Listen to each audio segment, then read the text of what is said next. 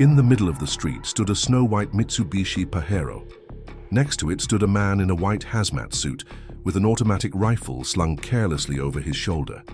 Where the others were, if there were any, remained a mystery. We didn't know how many of them there were in total. We were lucky that weeds and some bushes had grown densely along the 5-story building. Crouching down, we moved along the house, hiding behind this natural camouflage. Adrenaline surged through our blood, sharpening every sense. My heart pounded in my chest. Creeping behind the bushes, we approached the car. The man in the hazmat suit seemed relaxed, his gaze directed at the entrance of the building opposite. We exchanged glances. Dec silently nodded at the pipe in his hands. A plan formed instantly, simple and dangerous. I had to distract him. As soon as he turned even slightly, Dec, acting from behind, would stun him with a blow to the head with the pipe. Finn, with the hatchet in his hands, would run across the street to the opposite entrance, where the others were obviously located. Liv would remain under cover. Waiting for the moment when Dec carefully moved through the bushes to the road, I stepped forward. "Hey," I shouted. "Got a smoke?" The man in the white suit turned sharply. Astonishment froze on his face. At the same instant, like a shadow, Dec darted forward. The heavy pipe whistled through the air and crashed down on the back of the opponent's head. He let out a dull groan and went limp, collapsing onto the asphalt. The automatic rifle slipped from his shoulder. "Quick," Finn whispered, running up to the rifle. I yanked open the door and jumped into the cabin. The keys were in the ignition, and then a burst of automatic fire erupted. Instinctively, I fell onto the passenger seat. In response, the automatic rifle on our side rattled. It was Finn firing from behind the car at the entrance opposite. A scream was heard, and the firing from the entrance stopped. But Finn continued to shoot into the black void of the doorway, cautiously approaching. Something pleading in an unfamiliar language drifted from there. Finn ceased fire and yelled, "Come out, hands up!" A minute later, 2 hands appeared from the entrance, waving uncertainly, as if trying to make the sign of the cross. Finn shouted again, "Everyone out of the entrance!" A head appeared, then a man hesitantly stepped forward. His hands were raised, palms facing us. "How many of you?" Finn barked. The man rattled off something incoherently in an incomprehensible language. I ran up and sharply twisted his arms behind his back. Finn peered into the entrance and saw another man lying on the floor with a wound in his stomach. "Dec, help!" Finn shouted. Dec came out from behind the car holding his thigh. The entire leg of his jeans was soaked in blood. Dec limped towards us. I pushed the detainee towards Dec and he grabbed him with one hand. Finn and I dragged the wounded man out of the entrance. He clutched his stomach and screamed in pain. His entire white suit was covered in blood. I picked up the second automatic rifle and slung it over my shoulder. "How many of you?" Finn asked again. The wounded man replied in broken English, struggling to find the words, that there were 3 of them and no one else. We didn't know what to do with the prisoners. Opening the trunk of the Mitsubishi, we shoved the stunned one whose head was bleeding inside. We forced the second, unharmed one to climb in as well. We sat the wounded man in the back seat. Dec and Finn sat next to him. Liv got into the front passenger seat and I got behind the wheel. We decided to return to our temporary home. There was water and some medicine there to treat the wounds. Returning home, the first thing we did was tie up the unharmed and the stunned men. Then we began to treat Dec's wound. We boiled water. Fortunately, we had enough sheets and alcohol supplies too. We got out the whiskey, vodka, and moonshine, as well as our modest medications. Then we dealt with the wounded man. The bullet, unfortunately, was lodged in his stomach. He informed us that the first man we had captured, the one Dec had stunned with the pipe, was actually a surgeon and could help us all. But he was still unconscious, so we treated the wound on his head as well. We tried to question the wounded man, but he was in agony and couldn't focus on the answers. We offered him whiskey to somehow alleviate his suffering. The second prisoner turned out to be Bulgarian and didn't speak any English. However, he kept pointing at the surgeon, and we understood that he probably knew English and could clarify the situation when he came to. It was still far from evening, and we hoped to get out of the city earlier. We could have simply left the prisoners in the house and tried to get out right now.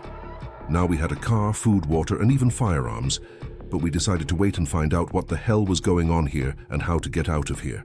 About 20 minutes later, the surgeon groaned and opened his eyes.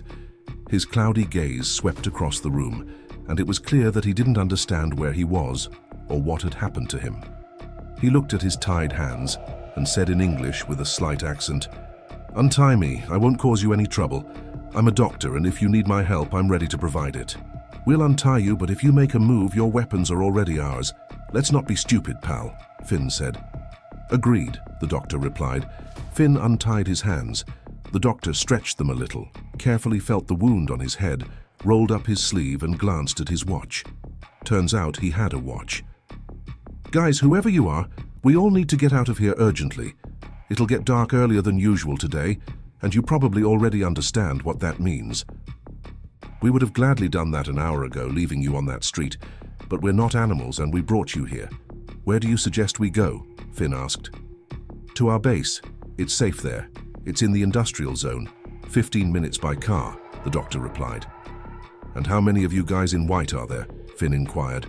"No one else. Everyone's here. Believe me, we don't wish you any harm. On the contrary, we offer you a reliable shelter, but we need to hurry. They'll wake up soon." Finn, Liv and I went out into the yard to confer. Dec stayed inside, sitting on a chair with the automatic rifle. We couldn't decide whether to trust these people or if it was a trap. The fact that it would get dark earlier than usual today clearly indicated that these people knew more about this place than we did. Liv said that she and Dec had already discussed everything, and they were staying. They didn't want to expose Finn and me to unnecessary risk. Besides, neither she nor Dec knew the location of their refuge, where they were inviting us, which meant they wouldn't be able to give the dead our coordinates. I flatly rejected this idea and said that either we all go together or no one goes. We had a chance to get out of this mess, and maybe these people could help us. Finn went to relieve Dec, and Dec came out to us in the yard. Dec tried to insist that we get out of here, saying that he and Liv could hardly be helped anymore. But I countered that as long as he looked quite alive, he could still be useful. Besides, luck hadn't been cancelled, so no excuses. We were all going together. Meanwhile, the doctor examined the wounded man and said that he urgently needed surgery. According to him, they had everything necessary for this in their shelter, and we needed to hurry. We carefully placed the wounded man in the trunk. Dec, the doctor, and their third companion sat in the back.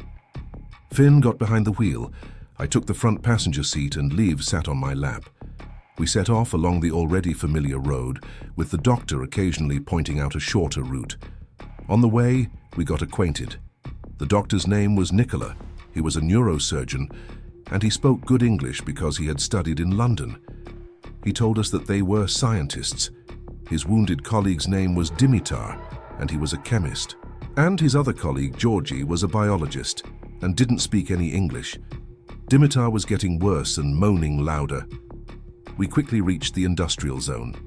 Night darkness fell sharply as we drove onto a dirt road, along which a cornfield stretched.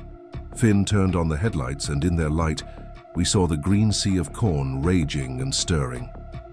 Nicola said we had no more than 2 minutes to reach the gates, otherwise it would be too late.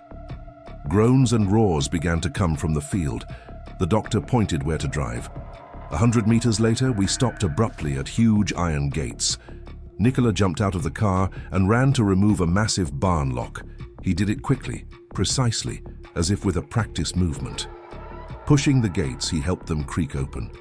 We drove onto the factory grounds. Finn and Georgie got out of the car and helped the doctor close the gates. A roaring wave of the dead, illuminated by the headlights, was already advancing on us from the cornfield. The gates clanged shut on a large metal bolt. We made it. "Now we're safe.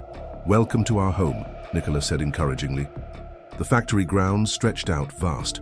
We drove a little further until we reached an administrative building and stopped in a modest parking lot where about 7 mismatched cars were parked. Nicola hurriedly opened the wide glass doors, and Georgie and Finn carefully carried Dimitar out of the trunk on an improvised stretcher, a blanket that had served as his bedding. Climbing the wide steps, we left the car's headlights illuminating the entrance. Inside, a small hall greeted us, from which corridors ran off in different directions. Nicola picked up a substantial flashlight from the floor. "Guys, we need to turn off the headlights," he said, handing me the flashlight, and ran back to the car. Finally, the entrance door was behind us, and in the bright light of the flashlight, we went deeper into one of the corridors. We reached the end of the corridor where we saw a staircase leading up and down. Nicola gestured. We need to go down, all the way to the end. We began to descend, with Nicola, the last one, closing the massive iron door behind us on a heavy bolt. Everything's secure here, I thought involuntarily. We passed 2 underground floors, and finally, on the 3rd level below ground, a huge bunker door appeared before us. Nicola flipped a switch and bright light flooded the room. I involuntarily squinted. Where did the electricity come from here? The door closed behind us, and Nicola began to turn the massive handle of a safe lock. Looking around, I saw that the room was spacious. 50 people could easily fit here. Along the walls stood sofas and armchairs, with coffee tables in front of them. Pictures in simple frames hung on the walls, and floor lamps radiating soft light stood in the corners. By one of the walls, which was covered with massive heavy curtains, stood a large modern television. Against another wall was a piano and huge bookshelves reaching up to the ceiling. Vases with artificial flowers stood on the coffee tables. Several rugs lay on the floor. It was a cozy recreation room. "Dimitar needs urgent surgery. Follow me," Nicola said, and quickly said something in Bulgarian to Georgi. The wounded Dimitar was no longer moaning. He had gone limp and lay motionless. It was obvious that he had lost a lot of blood. Nicola swiftly headed towards the opposite door and went out into a spacious corridor, turning on the light as he went. Liv and Dek remained in the recreation room, sinking into armchairs. Finn and Georgie carried Dimitar, following Nicola. I brought up the rear. The doctor went into one of the rooms, and we followed him. It turned out to be a large operating room, or rather, a well-equipped medical office. There were even 2 dental chairs here. Nicola pointed to a gurney to lay the wounded man on. Georgie used scissors to cut Dimitar's blood-soaked white suit, carefully removing the clothing stuck to his body. At this time, the doctor also took off his protective suit, threw it into a bucket and put on another new one. He thoroughly washed his hands with soap under running water from a tap. When Dimitar was freed from his clothes, Finn and Georgie carefully transferred him to the operating table. Nicola turned on a bright lamp above the table and began to examine the wound. He said something to Georgie in Bulgarian, apparently asking him to assist, and Georgie also went to change into a clean suit and thoroughly wash his hands. I asked if we could help in any way, to which Nicola replied that they could manage on their own, and we could look around for now. There's a kitchen at the end of the corridor and even coffee, and there are also several shower rooms here, so welcome, make yourselves at home. You can choose a bedroom, he added. This bunker was built during the Cold War as a bomb shelter for the Soviet nomenclatura, designed for 20 people, but you could comfortably fit 70 here. Nicola also said that as soon as they finished operating on Dimitar, he would take care of Dek. Returning to the recreation room, we saw how sharply Liv's pallor contrasted with the bright light of the lamps. She had held up well during the day, but with the onset of darkness, the illness took its toll again, and now her face looked bloodless, and beads of sweat appeared on her forehead. "I told you," she said with difficulty, "this night will be the last." Dek, sitting next to her, rubbed his temples as if trying to quell a sudden weakness. "Strange. I feel drained too," he mumbled, looking at his bandaged leg. "I don't understand. Is this the aftermath of the wound, or are the dead coming for me? Hey, what's wrong with you guys?" I tried to defuse the situation. "There's an excellent medical office here with all the necessary equipment and medicines, and we have an excellent doctor. It's a shame we had to crack his head open, but you can see he's a tough guy. He'll cure both of you. And in the meantime, a shower, hot coffee. You can get a good night's sleep. Dek will be operated on soon. Everything will be fine, I promise." None of us, of course, could refuse a hot shower. Liv and I headed to one shower room, Dek and Finn to another. To our surprise, in the changing room, we found stacks of clean towels in a large wardrobe. Nearby was a row of shampoos in glass containers, soap, boxes of toothbrushes and toothpaste. It was like paradise. You could tell the shower room was old, but everything worked properly. The hot water pressure was strong and it was truly divine. After several days, our clothes stank and we gladly got rid of them. Liv could barely stand. Hot water streamed down her shoulders, down her pale skin, and it seemed that the last of her life was leaving her with the steam. She was silent almost the entire time, pressing her forehead against mine as I held her by the waist, trying not to think that this might be the last time. When we were about to leave, she suddenly raised her head and, looking straight into my eyes, said quietly, when I start to turn, you have to kill me, yourself." I didn't immediately understand how to breathe. "I was so lucky to meet you in this life," she added, smiling weakly. "But it's time to say goodbye." I barely held back tears. I didn't want to believe that this was our last night together. I could hardly breathe as I dried her body, trying to be as careful as possible. Wrapping her in a towel, I carried her to the bedroom. Her head rested heavily on my shoulder. Her body was burning. I opened the door to one of the rooms. I guessed right, a bedroom. 4 sturdy single beds, clean and simple. I laid Liv on one of them. She was shaking with chills. I covered her with 2 blankets, sat down next to her, and said I would be back soon with medicine. She smiled. "It doesn't matter anymore. I just want to be with you for a little while I still can." "Liv, darling, don't you dare say that," I said and squeezed her hand. "I'll be right back." I ran out of the room and headed to the medical office. The surgery had just finished there. Nicola was turning off the overhead light above Dimitar. "Hope he'll live. I did everything I could," he mumbled, pulling off his gloves and protective suit. "Now it all depends on his immune system. I need to take a shower." "Nicola," I stopped him. "My girlfriend is very ill. She has a high fever. Do you have anything for it?" "How long has it been?" the doctor asked, turning sharply. 4 nights already," I replied. He frowned. "But she was fine during the day." "Yes, exactly. The temperature rises closer tonight. We found some antibiotics at a local pharmacy. She felt better at first, but they seem to have been long expired. They're not helping now." "Where is she?" he asked. In the bedroom. She has chills." Nicola didn't waste a second. He rushed out into the corridor and ran towards the bedrooms. I followed him. Nicola entered the bedroom and flipped the light switch. Liv squinted. The light cut into her eyes. He silently approached the bed, sat down beside her, and carefully pulled back the blanket. Liv's right leg was covered in sores. The skin had blackened and was seeping in several places. The doctor cast a sharp, knowing glance at me. "When was she bitten?" 4 days ago," I said, barely swallowing the lump in my throat. He covered Liv again and exhaled heavily. "There's no helping her anymore. I've seen this. It's irreversible. There's no cure for it. I'm sorry." "We have to do something, Doc." My voice broke. I almost yelled. "You have a whole arsenal here. You can't just give up." Liv raised her hand and touched mine. I held her fingers tightly, cold and trembling. "Liam," she whispered, "the doctor is right. There's no helping me anymore. Just stay with me. And when the time comes, promise me your hand won't tremble." Dec and Finn stood in the bedroom doorway, wrapped in towels just like me. "Doc," but she really did get better after the antibiotics. "And so did I," Dec said, looking at Nicola with hope. A vein bulged on the doctor's forehead. "Are you all bitten?" His voice cracked. "Damn it!" "Don't panic, Doc, just the 2 of us," Dec replied, nodding at himself and Liv.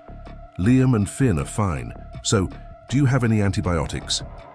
Nicola ran a hand over his face as if trying to erase everything he had just heard. "You felt better not because of the medicine. When those creatures bite, everything happens in stages. First a decline, then temporary relief. It depends on immunity, build." He cast a long, heavy look at Liv. "She's the first." "We know," Dec said, looking at the floor. "They talk to us at night, whisper. Liv knows that tonight it will all end, and I might run around for another couple of days." Nicola was silent, then nodded and said quietly, "Allow me to have a man-to-man talk with you. Let's give the lady some peace." We went out into the corridor. The doctor turned off the light in the room. We silently walked into the kitchen. Georgie was fiddling with a coffee grinder, and a kettle was boiling on the stove. The most needed person in the apocalypse isn't a fighter, but someone who knows how to store coffee. Nicola mumbled and took the first mug. We all took a cup and sat down at the large table. Silence stretched for a second too, then Nicola began to speak. "This isn't the first time. We've already lost 3 from the main team, and another 3, like you. We picked them up in the city. They seemed healthy, with fire in their eyes, but they had already been bitten. They all lasted differently. A day, two, one, even almost a week. We tried to help them, but the end was the same. Always. He fell silent, looking into his mug as if he expected to see something comforting in it. No one had any questions. Only coffee steam rose into the air, mixing with what everyone already knew but didn't want to admit aloud. Usually, they understood everything themselves, Nicholas said quietly, looking into his mug. Not on the first day, but by the second night, it dawned on everyone. We gave them a choice. Isolation, a shot, and that's it. We didn't insist. We just explained that there's a way to go, peacefully. He looked at Dec, then at me. It's not poison. We don't have poisons. It's a drug that's used for general anesthesia. In a large dose, it shuts down consciousness, then breathing. Without pain, without convulsions, just sleep, and that's all. He sighed. But death isn't the end. Somewhere in a couple of hours, the body revives. It just goes and tears apart anything that moves. He looked around at the others. That's why, after the shot, a mandatory follow-up to the head. We do it as soon as the heart stops. He turned away, adding, "Once it didn't go according to plan," Nicholas said. "One of our colleagues, we thought he had another day. Everything was going according to the usual scenario. Stable symptoms, temperature, weakness, chills, sweating, the growth of sores." He exhaled. But the transformation began unexpectedly. It was already dusk. He was here in the kitchen, just sitting, eating, talking, and then suddenly fell silent, as if he'd been switched off. And when he raised his head again, it wasn't him anymore. White eyes, unfocused. We rushed for weapons. We had to shoot. Nicola took a sip and added almost in a whisper, "Since then, I don't wait. If I see that a person is starting to slip away, I act." "So, Dec, if you understand everything," the doctor said, "tonight you sleep in isolation. There's a secure door there. We can't risk it if your time comes sooner." Dec nodded silently. His face was pale but calm. The doctor turned to me. "Liam, I understand everything, but Liv's time has come. 2 or 3 hours at most. You need to say goodbye to her." He paused. "She's a smart girl as far as I could tell. She probably wouldn't want you to see her afterward, in such a changed state." He looked me straight in the eyes. "I know this loss will stay with you forever, but there's no other way." Nicola turned back to Dec. "Come on, I'll take out the bullet and stitch up the wound." "Are you kidding me, Doc? I'm going to die today or tomorrow anyway, and you're going to patch me up. Save the medicine and strength, maybe someone else will need it. You better check your own head. I hit you with a pipe. Didn't know you were a doctor. Thought you were a soldier with a rifle. It's okay. Georgie will check my skull later. But you should still come. I'll give you a local anesthetic. There's no need to endure the pain. And I'll bandage you up. Wouldn't want you to die from blood loss ahead of schedule." The doctor paused and added a little quieter, "Then you'll say goodbye to your friends and I'll take you to isolation, under lock and key." I went back to Liv. I sat down next to her on the bed and turned on the bedside lamp. Her lips were cracked. The pillow was wet with sweat. She took my hand, tried to smile, and said quietly, "Everything will be all right, Liam.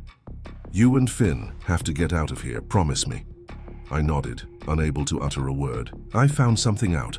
I don't know where from, but I know for sure, believe me. When I'm gone for the first 2 or 3 days, I'll still be connected to this world.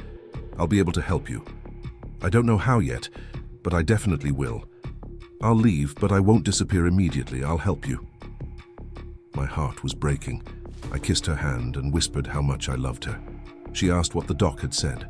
I recounted almost everything, only omitting the last part about the shot. Hearing this, she smiled more brightly. Couldn't ask for anything more, just to fall asleep and not wake up. A perfect option. About an hour later, Finn and Dec quietly entered the room.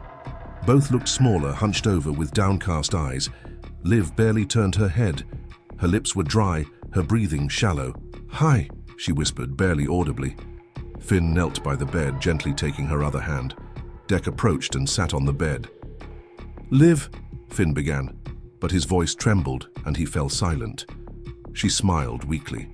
Her eyes were half closed, but her gaze remained clear. "Time," she said, barely audible. Finn and I exchanged glances. He kissed her forehead, stood up, wiped his eyes with his sleeve, and went to get the doctor. "They're already in my head," Liv mouthed with her lips. Dec leaned down and kissed her forehead too. "See you soon, friend. You won't be alone." A minute later, the doc was already there. He spoke quiet words to her, trying to comfort her a little, while carefully applying a tourniquet just above her elbow. I barely held back tears. I hugged her, holding her tight, and kissed her lips for the last time. "Liv, I love you. I will always love you," I whispered, unable to stop the tremor in my voice. The doc found a vein and inserted the needle. Liv squeezed my hand as hard as she could, her gaze fixed on me. She slowly closed her eyes, and a smile, so warm, so familiar, froze on her lips. The doc gently removed the tourniquet. He sighed heavily, and looking at us, said quietly, "There's one last step left.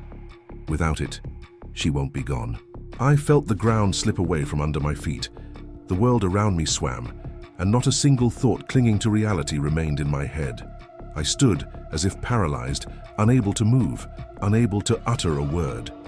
Liv, already gone, no longer felt pain, but still.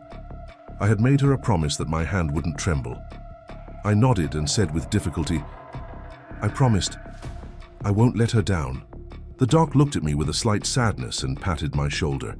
"Son, you don't have to do this. You'll never forgive yourself for it. Georgie and I will do everything ourselves." We left the room, and the silence that remained felt even heavier. The guys wordlessly handed me clean clothes. In the kitchen, Georgie placed an open bottle of whiskey on the table. No one said a word as we poured and downed shot after shot. A void yawned in my head. Such a numbness. I can't find the words to describe that state. Impossible to believe. She's gone. How to live with this thought, I had no idea. The doc quietly advised me to take a sleeping pill. His voice sounded distant. He said that sleep was essential for me now. I agreed, not finding the strength to argue or object. Fatigue crashed down on me suddenly, like a heavy wave. Yes, we were all exhausted to the limit today. I just needed to forget, to dissolve into the oblivion of sleep. I swallowed a sleeping pill and trudged to one of the empty bedrooms. The thought that my Liv, already lifeless, lay so close behind a thin wall, obsessively pulsed in my head. I desperately tried to drive away these images, to sink into the darkness. Fortunately, sleep overtook me quickly, carrying me into its deep, serene abyss. Morning greeted me with unexpected vigor. Sleep had indeed done me good. Everyone else had already gathered in the kitchen. The aroma of freshly brewed coffee mingled with the appetizing smell of sandwiches. I silently joined them. I still didn't feel like talking, but the hot coffee and food gradually restored my strength. I looked at Dec and asked how he was feeling. He looked decent, although a slight pallor was still visible on his face. "How are you, Dec?" He sighed and took a sip of coffee. "Survived the night in isolation, more or less okay," he replied, "but the dead in my head, they're whispering that I don't have much time left." Liv, wrapped in a shroud, rested on a stretcher. We carried her in silence, each lost in our own thoughts, trying to avoid each other's gaze. The bright August sun of Bulgaria generously flooded her final journey with light. Ahead, a vibrant glade unexpectedly opened up. Lush green grass dotted with wildflowers seemed like an unreal oasis against the backdrop of the grey concrete territory of the chemical plant. 6 graves were visible there, 6 wooden crosses mournfully rising above the ground. We carefully lowered the stretcher onto the grass and set to work. Shovels bit into the soft earth, digging the 7th grave in this forgotten corner. Why here? Why was Liv destined to remain in this foreign land? After the last clod of earth fell onto the grave, Nicola recited a prayer. Then each of us took turns saying a few farewell words, stuck like a lump in our throats. The doc said that I needed to make a cross for leave, and Georgie would help me with it. We headed back towards the factory grounds. Dec said he would linger here at the grave for a bit. The doc and Finn went to the bunker, and Georgie and I went in the opposite direction. In one of the abandoned workshops, We found a planned board and some construction tools. Silently, shoulder to shoulder, we built a simple but sturdy cross. Georgie said something quietly to me in Bulgarian. I didn't understand his words, but at that moment it wasn't necessary. We understood each other perfectly without words.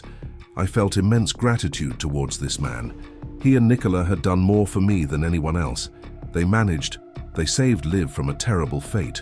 When Georgie and I returned to Liv's grave with the finished cross, our gazes froze in horror. Next to her fresh mound, a fresh pit gaped, the 8th grave. Something broke inside me. Deck had dug it for himself. What's it like to dig a grave for yourself? What must a person feel preparing for their own departure? My imagination refused to paint this picture.